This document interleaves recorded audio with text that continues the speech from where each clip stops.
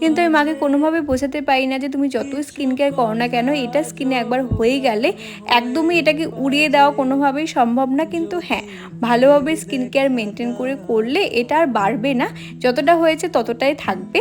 তো প্যাকেট টেক্সচারটা যেহেতু একটু অন্যরকম ছিল, মা ইউজ করতে পারছিল না, তাই আমি মাকে একটু হেল্প করলাম। পুরো ফেসে মাকে এটা খুব ভালো করে অ্যাপ্লাই করে দিলাম।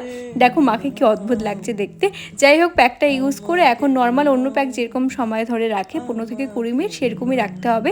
আর আমার মার উপরে এত হাসি পাচ্ছিল যে মা তুমি যে আশাতে করছো যে প্যাকটা ইউজ করলে একদম কোরিয়ানদের মতো গ্লো আসবে, সেটা কোনোভাবেই সম্ভব না। 15 থেকে 20 মিনিটের মতো মা এটা ফেসে রেখেছিল। আর এরকম ধরনের প্যাক তো ড্রাই হওয়ার কোনো ব্যাপার নেই, তাই আমরা নর্মাল ফেস প্যাক যেভাবে রিমুভ করি, ফার্স্টে ফেসটাকে খুব ভালো করে ম্যাসেজ করি, সেভাবেই মা রিমুভ করবে এখন। আর আমার সাথে সাথে কিন্তু মারও নিজের প্রতি প্রচণ্ড হাসি পাচ্ছিল, কারণ মা বুঝতে পারছে মনে মনে যে আমি যেই আশাতে এটা করলাম সেটা